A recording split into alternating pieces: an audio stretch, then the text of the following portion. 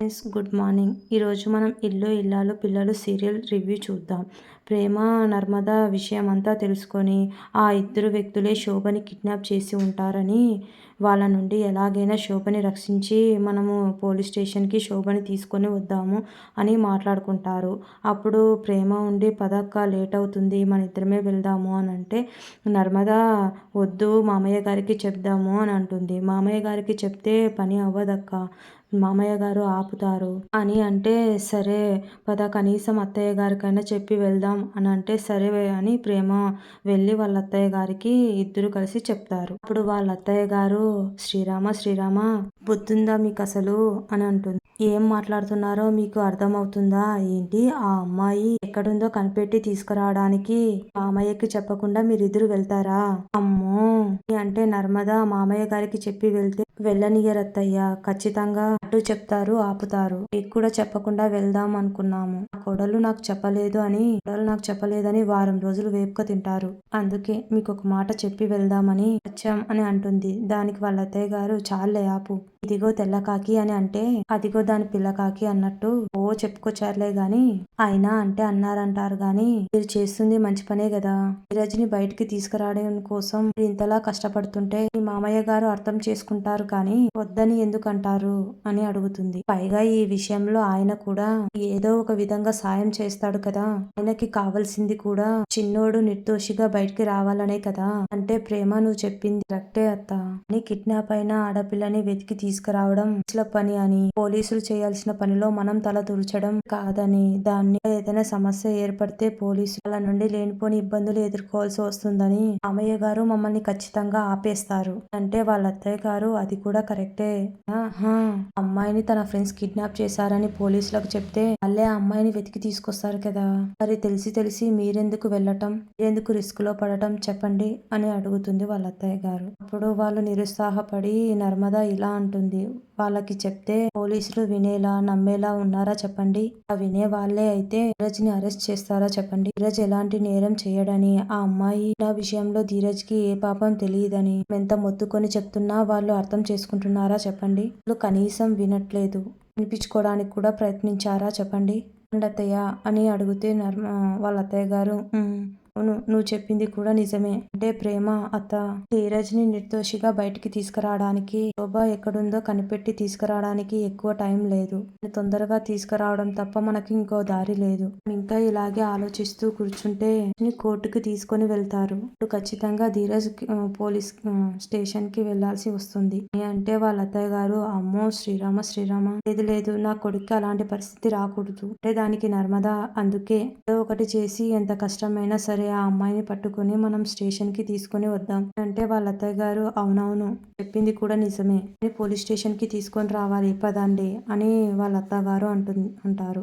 వాళ్ళిద్దరూ ఇలా అంటారు నర్మద మీరెందుకు అత్తయ్య గారు అని అంటే వాళ్ళ అత్తయ్య గారు ఇలా అంటారు, చదివేస్తే ఉన్న మెదడు పోయినట్టు ఎక్కడికి అని అంటారేంటి, ఆ అమ్మాయిని వెతకడానికి అని అంటుంది. ఇప్పుడు నర్మద మేము వెళ్తుంది పేరంటానికి కాదు ఫైటింగ్ చేయడానికి. రన్నింగ్లు చేజింగ్లు బోల్డెను ఉంటాయి, పరిగెత్తలేక మీరెక్కడైనా పడిపోతే వాళ్ళని ఎత్తుకొని తిరగాలి మేము అని అంటుంది. వాళ్ళ అత్తయ్య గారు పిచ్చిదానా, కురుక్షేత్రంలో కృష్ణుడు రథం దిగాడా గెలవలేదా, అందుకే ఇలాంటి ఫైటింగ్లు వెళ్ళేటప్పుడు నాలాంటి సమయస్ఫూర్తి వాళ్ళని వెంట పెట్టుకొని వెళ్ళాలి అని అంటుంది. దానికి నర్మద అది కాదత్తయ్య అసలుకే కంగారు ఎక్కువ, అవసరంగా టెన్షన్ పడతారు అని అంటుంది. దానికి వాళ్ళ అత్తయ్య గారు ఇదిగో అంటే అన్నారంటారు గాని ఇద్దరు ఆడపిల్లల్ని ఎలా పంపిస్తాను, మీరు ఏదైనా సమస్యలో పడితే నా కొడుకు గురించి నాకు కూడా బాధ ఉంటుంది కదా, నేను వస్తాను అందరం కలిసి వెళ్దాం పదండి అని అంటుంది. అందరం కలిసి ఆ అమ్మాయిని తీసుకొచ్చి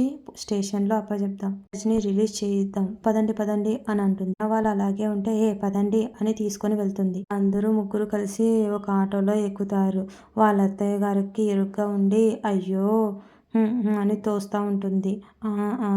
ప్రేమ అత్తయ్య అని అంటుంది. అప్పుడు వాళ్ళ అత్తయ్య గారు అబ్బా ఈ ఆటో బాలేదే ఇలా ఇరుకైపోయిందే అని అంటుంది. దానికి నర్మద ఆటో కాదు మనం ఇరుకైపోయాం అంటే అబ్బా చూడడానికి బాగా ఇబ్బంది అవుతుంది అంటే దానికి నర్మద అయితే నిలబడండి అంటే దిగి ఇంటికి వెళ్ళిపోండి అని అంటుంది. అప్పుడు వాళ్ళ అత్తయ్య గారు ఇదిగో అత్తయ్య అంటే భయం లేకుండా గౌరవంగాని లేకుండా ఎటకారాల మీద ఎటకారాలు చేస్తున్నావు అంటే అన్నారంటారు గాని హర్ట్ అయ్యాను, అలిగాను. మామూలుగా అయితే దిగేసి వెళ్ళిపోయేదాన్ని, కానీ ఆ పిల్లని తీసుకొచ్చి నా కొడుకుని విడిపియాలని ఇలాగే ఉన్నా. అందుకే మీతో కలిసి రావడం ఇష్టం లేకున్నా కూడా వస్తున్నాను అంటే నర్మద ఎక్కడ మరి పెద్ద లేడీ సూపర్ స్టార్ వచ్చేసి ఆ అమ్మాయిని తీసుకొని వస్తుంది అని అంటే వాళ్ళ అత్తయ్య గారు ఇదిగో వినపడుతుంది అని అంటే దానికి వినపడాలని అన్నాను అని నర్మద అంటుంది. దానికి వాళ్ళ అత్తయ్య గారు ఐ హర్టెడ్ అని అంటుంది అని అక్కడ ఇక్కడ తోస్తూ ఉంటుంది. అప్పుడు నర్మద అసలు మీ బాధ ఏంటి? వాళ్ళ అత్తయ్య గారు నాకు ఎక్కడెక్కడో ఏదేదో టచ్ అవుతుంది, పిగా ఉంది అని అంటుంది. పోవట్లేదు అని తల ఊపుతుంది. దానికి నర్మద బండి ఆపండి అంటే ఎందుకు అని వాళ్ళ అత్తయ్య గారు అంటారు. ఆటో అతను బండి ఆపితే వాళ్ళ అత్తయ్య గారిని ముందుకు కూర్చోబెట్టి వాళ్ళిద్దరు వెనక కూర్చుంటారు. నర్మద ఎందుకు అని అంటుంది. వాళ్ళ అత్తయ్య గారు అబ్బా హాయిగా ఉంది, అవును ఇంతకీ ఏం పేరు అన్నారు అని అనగానే నర్మద అని అంటుంది. వాళ్ళ అత్తయ్య గారు నేను ఇంకా అవనీతం అనుకున్నానులే ప్రకారంగా అంటుంది. అడుగుతుంది ఆ కిడ్నాప్ అయిన అమ్మాయి పేరు అని అంటే దానికి నర్మద శోభ అని అంటుంది. ఎలా కిడ్నాప్ అయిందంట అని అంటే కిడ్నాప్ చేశారు కాబట్టి కిడ్నాప్ అయ్యింది అని అంటుంది. దానికి నేను అంటుంది కార్లోనా ఆటోలోనా అని అంటున్నా. దానికి నర్మద తెలీదు అని అంటుంది.